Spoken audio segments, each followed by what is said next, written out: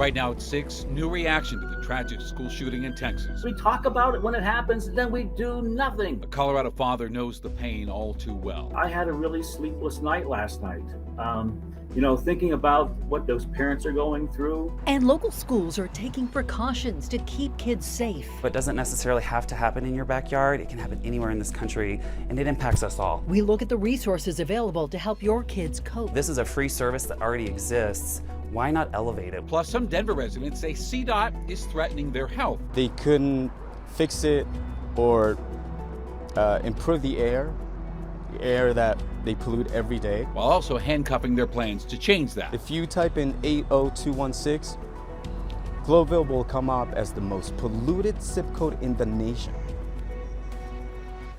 Thank you for joining us tonight at 6 o'clock. I'm Shannon Ogden. I'm Ann Trujillo. If you're just checking into the news right now, we want to get to the latest on the school shooting in Uvalde, Texas. At least 19 children and 2 teachers were killed by an 18-year-old at an elementary school yesterday.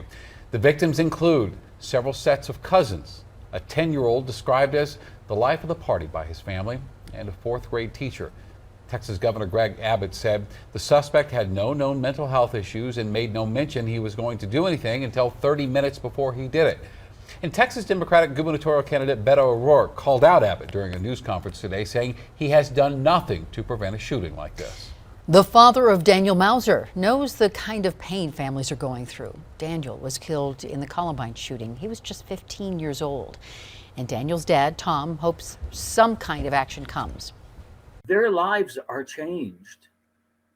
They're going to be going through trauma for some time. It's really difficult to process the fact that we still have this happening. And we talk about it when it happens, then we do nothing. Tom Mauser says Daniel questioned loopholes in gun laws before he was killed, and he says he will continue to fight for gun reform in his son's honor. Well, the shooting in Texas has put Denver School on alert, school district. The district sent Denver 7 a statement today saying there will be increased police presence in and around schools for these final 2 weeks of the year. There are also mental health professionals available for students and for teachers. And events like yesterday's shooting, they take a toll on all of us, especially our kids, and it's why programs like I Matter in Colorado are so important. It was implemented during the height of the pandemic to provide access to mental health and substance abuse resources for young people.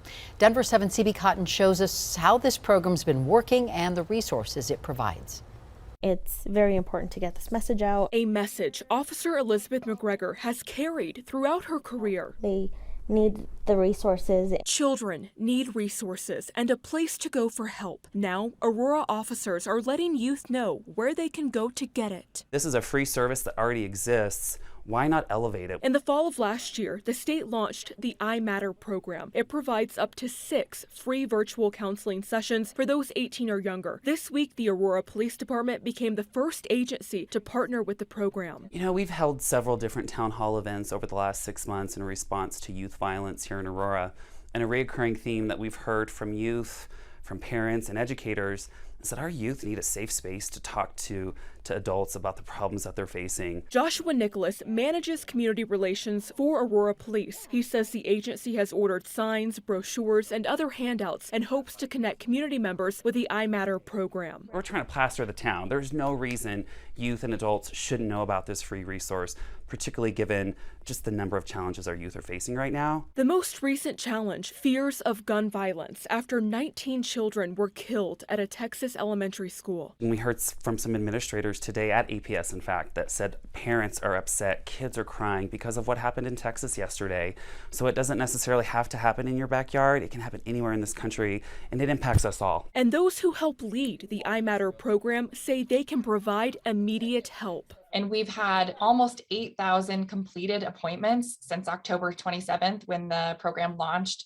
And we have 700 appointments that are scheduled and upcoming. McGregor and Nicholas know there's a need for mental health resources in their community, and they want Aurora's youth to know exactly where they can get it. Right? When you know better, you do better. So it's our hope that this program really helps our youth to thrive this summer, to feel safe and to feel cared for. To me, it's very important to see that through. CB Cotton, Denver 7. And to learn more about the I Matter program and its free resources, visit imattercolorado.org. There are also Spanish-speaking counselors available, and you can find ways to donate to memorial funds to help the families of shooting victims. All that information right now is on thedenverchannel.com. Just a heartless crime caught on camera in Lakewood. Police say a man walking his dog attacked and robbed a 72-year-old woman. This happened near the intersection of West Hampden and South Ammon Street on May 15th. If you know anything, if you were around there, please do call police right away. Denver City Council is moving forward with a bill to address foreclosures brought on by homeowners associations. And this comes in response to a bill passed at the state level after an ongoing situation in Green Valley Ranch. That is where more than 50 homes were foreclosed on by the Green Valley Ranch Master Homeowners Association for late fees connected to things like weeds in the rocks, trash cans left at the curb, and basketball hoops in the street. Now, the state's recently passed bill puts a $500 limit on fees, gives residents a payment plan option, as well as making HOAs give a notice of delinquency to homeowners. Denver City Council wants to add its own provisions to the law. It would require HOAs to provide a written notice of owners' rights and resources at least 30 days before taking foreclosure action. HOAs would also have to keep records of such notices, including the time and date they were issued. Denver Council President Stacy Gilmore hopes these changes will keep families in their homes. Homeownership is the primary contributor to building wealth and creating economic stability in our community. There has been a long history of barriers and discriminatory practices that have prevented more people of color from obtaining home ownership. For those families that achieve home ownership, the increasing cost of living in our city continues to threaten that stability. And Denver City Council will discuss these updates at its meeting on June 6th, and a second reading will be planned for June 20th. A battle over a plot of land in Denver's Globeville neighborhood is coming to a head. The parcel of land in question is 4601 Washington Street. This is generally where Washington Street meets I-70. Now, residents of that neighborhood want that land turned into a park, but they're running into problems with CDOT, which owns the land. Denver 7's Micah Smith shares their concerns.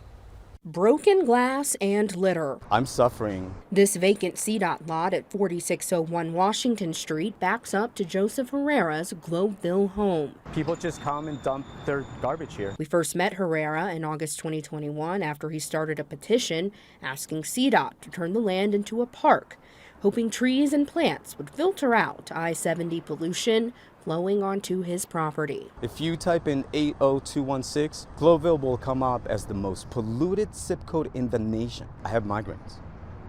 My neighbor next door, his 13-year-old child, is now developing headaches. Herrera says after a year of advocating for something to be done with this land, he did accomplish a few things. CDOT periodically cleans up the land and put up a no littering sign, but CDOT is also putting the land up for auction, and it'll go to the highest bidder.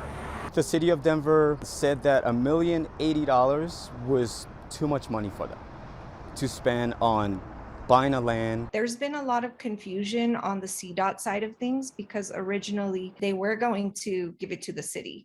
And then at some point that changed. City Council Representative Candy Tabaka represents the area where this land sits. She says a park right next to an interstate on-ramp may not be safe, but there is a need for more green space in Globeville, Elyria, Swansea. Given the considerations of harm that have been done to this community by this particular entity, CDOT, it should have been a no-brainer to turn this into a tree lawn. CDOT sent us a statement which reads in part, CDOT has followed all legal processes and requirements to sell the Washington Street property. As required, the property was first offered to all political subdivisions. No political subdivision of the state exercised their right. Herrera says the auction is disheartening, but he'll keep fighting for green space and pollution mitigation in the neighborhood he loves. Reporting in Denver, Micah Smith, Denver 7. So CDOT's auction for the land planned for tomorrow, and as we said, those in the Globeville neighborhood are trying to get this turned into a park. Now, this one would be at the former tiny home village at 44th and Pearl in Globeville. A group called Carry the Load walked through Denver this afternoon as part of a 20,000-mile relay to honor and remember our fallen military and first responders. Since 2011, Carry the Load's mission has been to restore the true meaning of Memorial Day. Freedom's not free. There's so many people out there that sacrifice, and some that make the ultimate sacrifice and give their lives, both foreign and domestically, so that we can have the freedoms and enjoy the lives that we do. And they're oftentimes, not told thank you enough. And this group is focused on the Mountain States specifically. They started in North Dakota. They'll finish up in Dallas, Texas. And there are other walks happening on the West Coast, Midwest, East Coast, and New England. Families in Denver's Montbello neighborhood are getting the chance to grow their own food. Tonight, the Montbello Organizing Committee is handing out garden kit sets with starter plants for vegetables and fruits for 150 families. Part of the committee's first of 3 Summer on the Hub events. These events will feature food and music and activities to encourage community building in the neighborhood. Gas prices haven't reached their ceiling yet. When China comes back, opens up after COVID, people will be driving. That will be a pull-on demand. You'll see an upward pressure on prices. So we took your concerns right to the country's energy secretary. Temperatures bounce back nicely today. It's going to warm up a lot more tomorrow and Friday. Plus, the Avs looking to put the Blues away and advance to the Western Conference Final.